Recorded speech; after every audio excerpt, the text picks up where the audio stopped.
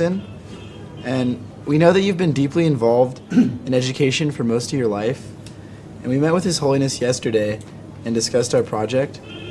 We would like to know from your perspective, what are the core principles of a values-based education?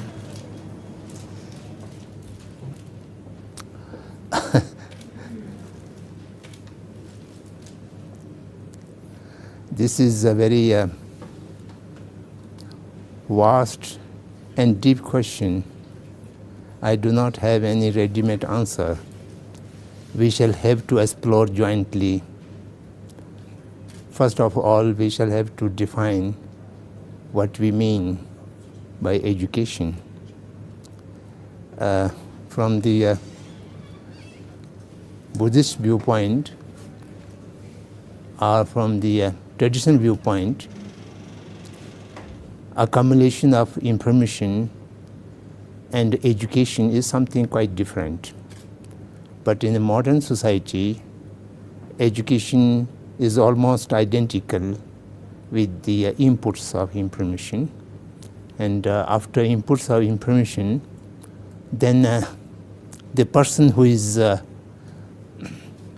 getting education do not have much homework to analyze them or to contemplating upon them and to make those informations for one's own knowledge.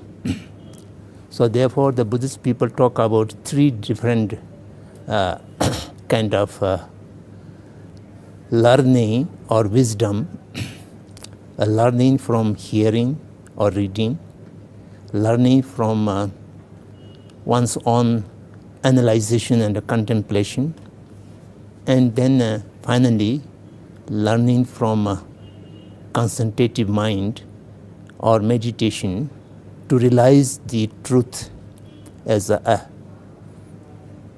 matter of perceiving, to perceive the reality. So we always think about education in these terms. And therefore, the Buddhist people talk about the threefold education. The threefold education is a part of one education. Without these three, you cannot complete an education. The first is the shila, that means the moral conduct or moral discipline. And then the second is concentrative mind, the samadhi, that means to control over your mind, make it able to work with full force on the one object. And the third is wisdom, the prajna. And you have the moral ethics in your life, and then you have the power of concentration from your meditative mind, and then your inner wisdom automatically comes out. That is the education.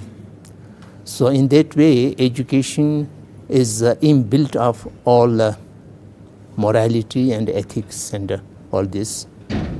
So thereby, then there's no need to add something as a teaching of morality or teaching of ethics apart from the regular courses of the education, the threefold way of education.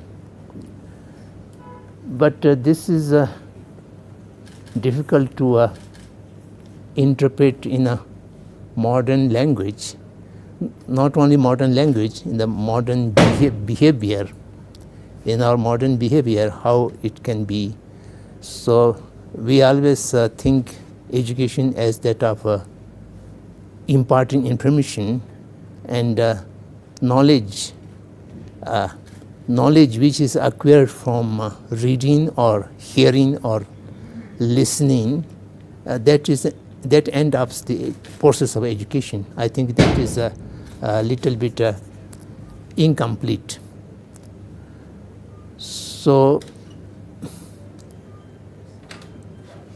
to define what is education is very important in the beginning. we are able to define what is education, then all our process of inputting the information can be a little bit, little bit oriented to make it, to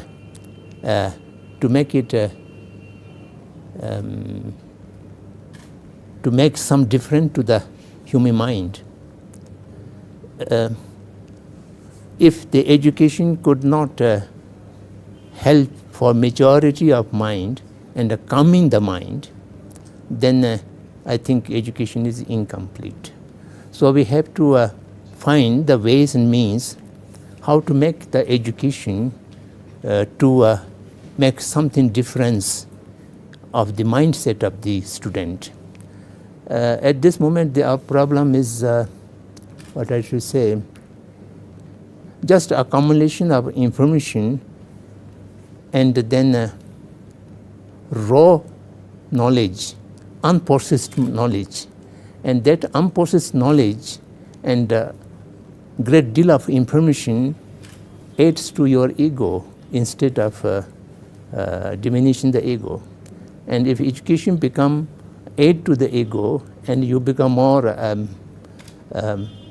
arrogant and proud and less compassionate and less humble, then I think the education is going to the wrong direction.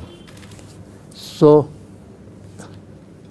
to deal with your question, we shall have to find first, define the education, and secondly, we shall also have to define the ethics and the values.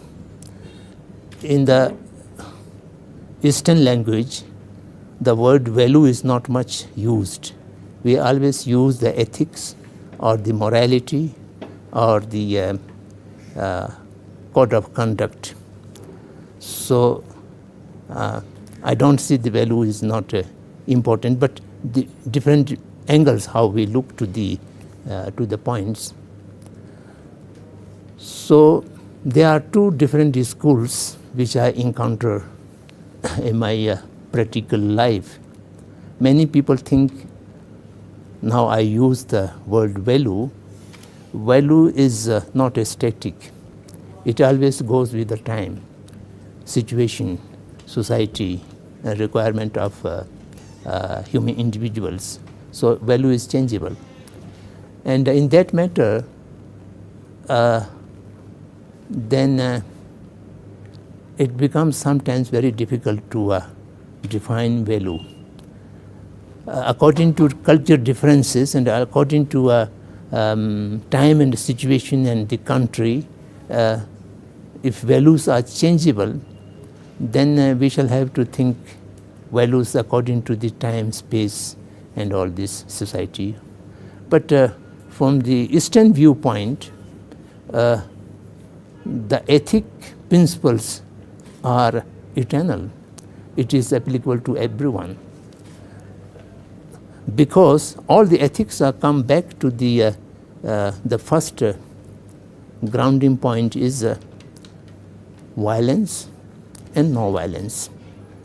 Any act which is directly or indirectly causes some violence or harm to others, living being, other sentient being, then that is considered to be unethical. And any action which does not cause directly or indirectly any harm or unhappiness to any other living being, any other sentient being, then that is not unethical. Any action which is beneficial to someone else, that is really ethical. So by this way, then the principle of harming, not harming, and benefiting, these are always remain static. It cannot be changed according to time or according to individual's needs. But again here, this is possible that the definition of harm and not harming, and then again it goes back to the intention. Sometimes an act is apparently harming, but the intention is good and purpose is good, then it can be unharming action. So all these are very complex and complicated issue. So we shall have to explore it very patiently and issue by issue. As His Holiness is always talking about dialogue, and it is very important. He always says the 21st century should be a century of dialogue. And dialogue in our perception, it's too many different labels. Dialogue between nations, dialogue between governments for any specific differences or common interests. These are one kind of dialogue. And dialogue among the students on a specific subject. To make a joint inquiry into something, you have to do dialogue continuously. And dialogue with oneself, analyzing the subject so deeply, and you have to keep on dialoguing. So not, my late friend Jiddu Krishnamurti always used to say that don't be hurry to find a conclusion. Learn to live with the questions. And that is the really process of education. To find a conclusion which may be truthful or which may not be truthful, because human mind is always limitations. Our thought process is not unlimited. It has somewhere limitation. With awareness of that limitation, we have to keep on searching the truth. And the process of searching the truth is more important than finding the truth.